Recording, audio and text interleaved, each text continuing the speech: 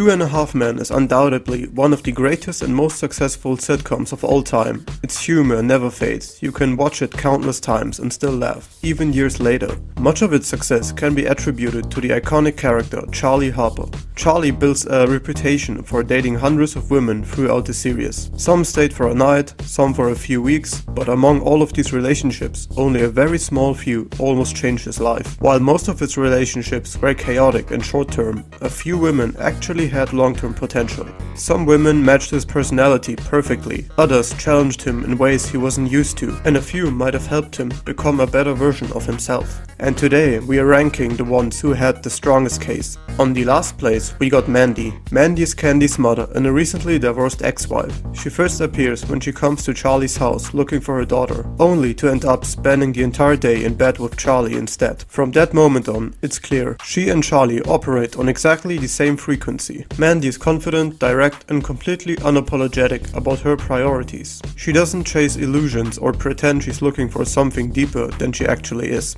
Now, why Mandy and Charlie would have fit? At first glance, their relationship seems purely physical, and yes, it is, but that's exactly why it could work.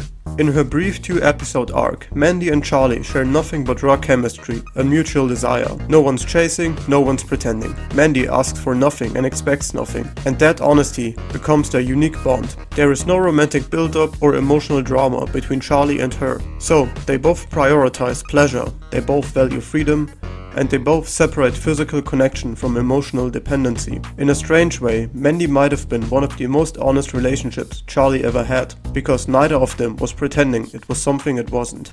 In the second last place, we've got Danielle. Danielle is Charlie's new neighbor. She moved to Malibu to leave her past behind and try to settle down. She's rich, confident, and recently divorced. At first, she seems like the perfect match for Alan because of her divorce and some unusual preferences they both share. This is why Charlie tries to set them up so that Alan will finally move out. However, soon he discovers that Danielle is actually much more like him than Alan. Before she ran away from Chicago to leave her past self behind, she was a heavy drinker and lived a promiscuous life. When she was drunk, she did things she later regretted. This is why her marriage and all her relationships failed. After hearing all of this, Charlie gets attracted to her. When she tells Charlie that she had a feeling that he understands her, Charlie changes his mind and tells Alan that he can no longer have her. While they both fight over her, she drunkenly suggests a threesome with both brothers to settle it. After hearing all of this, they both lose interest. But why would Charlie and she make a good couple? Because Danielle is almost a female version of him, but not totally, just almost.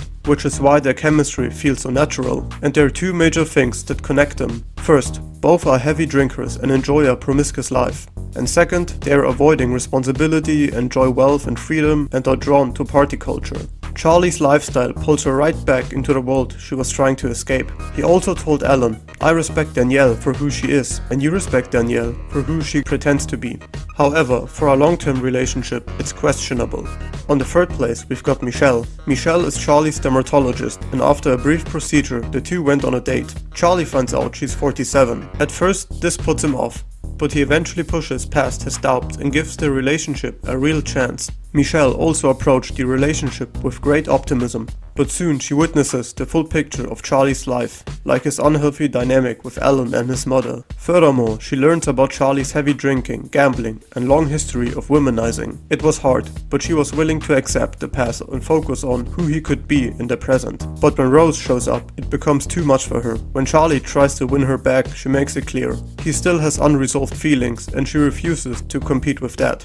But why would Michelle have been right for Charlie? Michelle lives with structure in her life and stability in her daily routine. She's confident and knows what she expects from a relationship. Charlie, on the other hand, is the complete opposite. He lives a chaotic life without any routine, little self-discipline, and acting on impulse.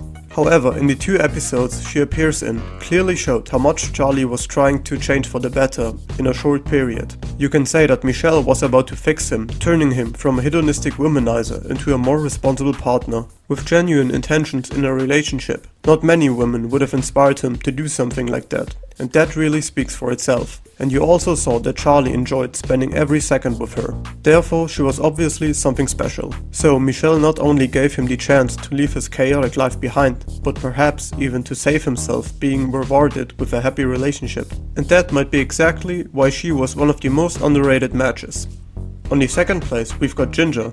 Ginger is Mia's former roommate, and the only time she appears is in the episode My Tongue is Meat, when Charlie goes to apologize to Mia, but finds out that she has already left. And Ginger might be the most interesting character out of all, because Ginger is in fact the true female version of Charlie. Just like Charlie, she drinks, smokes, gambles, bets on sports. They both live a hedonistic lifestyle. This means they both just want to have fun in life and enjoy it. They have zero interest in discipline, responsibility, or long-term planning. What excites them is the moment. Charlie struggles in relationships where women try to reform him, expect emotional depth, or a stable and organized future. All things he isn't ready for or interested to give. Ginger, however, doesn't seem to be interested in any of that as well. She doesn't judge Charlie's lifestyle because she lives it herself. And Charlie wouldn't feel pressured to pretend to be more mature than he is. All of this makes them a perfect match. So in short, they understand each other, they don't try to change each other, they don't expect more than the other is willing to give, and also, since she's a dancer, she probably doesn't care about Charlie's former womanizing.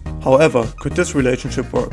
Well, the answer is it would definitely work as a short-term relationship, but absolutely not as a long-term one. Although Ginger only appeared for about 2 minutes in one episode, it was more than enough to understand her character and how similar her and Charlie's personalities really are. And in the first place, as you might expect, is Chelsea. At first, Chelsea was just another brief encounter for Charlie, but it soon evolved into a serious relationship. She's the first woman Charlie confessed his love to. Chelsea plays an important role in Charlie's history of relationships, because she was one of the few who inspired him to change for the better. For her, Charlie tried to be more mature, responsible, and faithful. Unlike his other girlfriends, she brought out his capacity for emotional honesty and commitment. These are all things Charlie struggles with.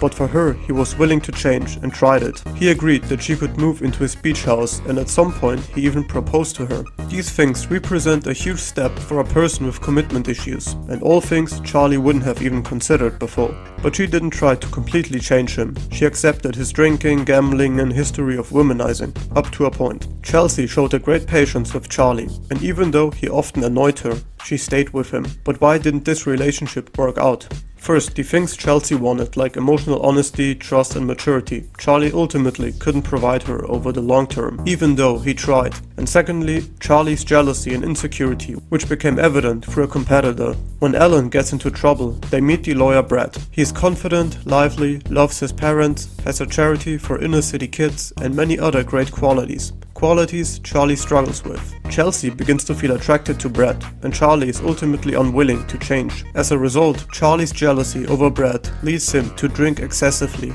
act irrationally, and make mistakes. From then on, their relationship began to fall apart. If Charlie had changed more for the better, their relationship could have worked. So there you have it, the top 5 women Charlie should have ended up with. But what do you think? Which of these women would have really been the perfect match for Charlie? Or did I miss someone? Let me know in the comments. Yeah, so that's it for this video, thank you guys for watching and I will see you in the next one.